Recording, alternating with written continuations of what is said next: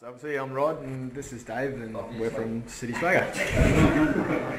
So every city that I land in, I'm still me. I still have the same interests, the same needs, and yet out there are no online platforms that actually deal with me as an individual. Rather, they all just lump me in a category with all of the other tourists around the world landing in a big city. So what we do is we give suggestions of cultural events in a city based on your interests. So CitySwagga is a pocket concierge that knows the city like a local and probably knows your interests better than you do. So the problem is a travelling businessman is not a tourist. Just like a vegan is still a vegan in every city they go to. Dave's crappy taste in music is still terrible every city that he goes to, and my intolerance of gluten doesn't magically disappear when I land in Sydney. But yet there are still all of the major directories and travel guides. They all just spit out the same results for every single person. I mean, how is it that a young travelling couple, maybe honeymooning, a 25-year-old businessman, or even a retired couple, they can go onto TripAdvisor and all get the same to-do list? This makes no sense to me. We all come with different agendas, different timelines, and different needs, and no one's addressing this. So our solution is the concierge that's based on you. So basically we take your friends, your interests, your location, we give you information that is tailored to you. So not only is it interesting, but it's useful. And we know that curation is what people crave, because you look across the digital landscape and it's absolutely everywhere. You see the success of people like Spotify's Discover, all the way over to the curated news platforms like Flipboard.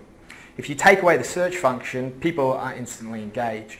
So we are a guide of the back alley bar scene, the boutique cafes, the culture, all tailored to you. So the use of mobile in travelling is a rapidly expanding area, which is pretty reflective of the fact that mobile itself is still the fastest growing device in the world. We're starting to see it become an integral cog in the essential it's an essential cog in the traveller's experience, because we're starting to see that 3 out of 4 people who use mobiles while they're travelling, and 2/3 of people actually shop, book and explore on their mobiles. It's a hugely integral part of travelling, and just like any other industry, we're starting to see it creep into all parts of the actual purchase cycle, from the search itself to the engagement with the business to the actual referrals afterwards and giving feedback. And customers are starting to actually not only want but demand the fact that there are mobile tools that actually are used for each stage of the cycle. So where do we fit into the cycle? Obviously we're an exploration app. So when you arrive in a new city, we basically have 2 methods of discovery. The first is the receiving suggestions. So our secret sauce here is basically our discovery algorithm, which uses a number of factors that sort of define you as you, which is your past behaviour, your current interests, those of your friends and family, your location, the time, all the way down to what the weather's doing. It's tailored to you right now. So if I land in any city around the world, not only will I know instantly where the closest restaurant is that tailors to the gluten intolerant, I also know where the closest boutique beer bar is.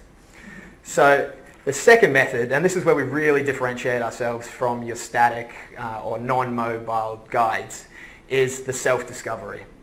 So basically we use these little eye beacons and we'll place it inside a venue. And this little beauty, it basically recognises when a CitySwagga member is wandering past. If you fit the profile of that event or business or venue, you're then pushed a promotion or an invitation.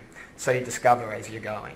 And so, I could have been wandering around the streets of Sydney, wander past an alleyway and discover that boutique bar I've been craving the entire time is just down the end of it. So looking at the market, worldwide you're still seeing travel getting cheaper and cheaper. With flights, accommodation, everything is getting more competitive. And so we're seeing this sector flourish. I mean, on a consumer side, over the next 4 years, they're looking at over 300% growth of the spend on travel only on mobile, from 16 billion up to 65 billion US dollars. And you can see that positive sentiment all the way over on the advertiser side. This year alone, they're going to see an almost doubling of advertising spend on mobile worldwide, up to $35 billion. And if we look specifically at the travel market, in the US alone, it's almost a $500 million a year market that we're trying to tap into. So as you can see, this is an extremely exciting and quickly growing space. Now for the important parts, how we make money. Our business model is kind of looking at an adaptation of the traditional formats of online marketing. We use cost per impression and cost per action, but we utilize this now, we transfer it onto a mobile platform and we make it into the real world. So say we set up a geofence in a city centre, and as each individual walks past, they'll be pushed with adverts or pieces of information that are completely relevant to them. That is where we charge the advertiser a small nominal fee. Then with our little beautiful iBeacons, we can assess that a customer, after receiving this information, has then entered this venue, which we call an action or conversion. So then a further fee is charged onto the person who owns this venue. We're looking at an average at the moment. Our revenue model looks at cost per conversion of a customer at about $1.50 per customer. As you look at our competition, our layout, they spread between the traditional forms of marketing and all the way down to mobile. The problem is the spread of it doesn't actually tailor, as Rhodri said, to the individual themselves. And also the spread of information can detract from the user experience and almost leave someone flustered or frustrated. Our focus is to nail down the channel of mobile and get it perfectly effective, as well as keeping personalized, and we see this as our competitive advantage. Apart from the sides of our extensive digital strategy, as well as throwing in a few guerrilla techniques, Rod and I we have seen that there are three main channels that can help us penetrate the market and go along the adoption cycle. These are just local or national events, and because there's such a hype around them and people are all focused on these events themselves, we're looking at maybe utilizing them as a piggyback in order to gain exposure, as well as allowing them access to our platform for free. We're then looking at channel partners, which is Virgin Australia or someone like Airbnb, where we can utilize the extensive databases of customers that they have that could be relevant to us without actually competing with or cannibalizing their sales. We also look at, because we want to remain local and as Rod said, be the local that knows the streets like a local, we want to partner up with local promoters that then can generate content that is fresh and unique for CitySwagga users. Okay, so the team. We started off this idea at uni on many beers, and we refined it down after many coffees. Rod himself has been a seller hand all the way through to a bartender. He has extensive experience within the hospitality industry. This is crucial for us to understand the pain points as well as the opportunities that could arise within the industry. Myself, I consider myself an entrepreneur at heart from a young age, but I don't like that word. I just consider myself more of a troublemaker. Ahmed is our CTO and our wizard of all things tech. He's the kind of guy who sparks that any time he breaks through a rock of code or comes through with a creative problem that he solved, his eyes light up like a child on Christmas, which is very easy and beautiful to work with. So these are just a small snapshot of our milestones to date. We had a soft launch of our beta with no marketing whatsoever over the last few weeks.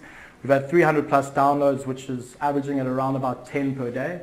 And we've already raised 50,000, which has helped us build the foundation and set the platform up for which we can expand onto nationwide. Our goals of our beta are just to gain 3,500 downloads within Perth to assess the traction and the proof of concept of our product. And we're looking for 150,000. This will help us create a more solid foundation for our development team, get our product development up to scratch, and it will help with the expenses of the marketing and the setup of our channel partners in order to expand Australia-wide. Thank you very much. Any questions? That was exactly 10 minutes? 20 seconds short. Oh. Good work.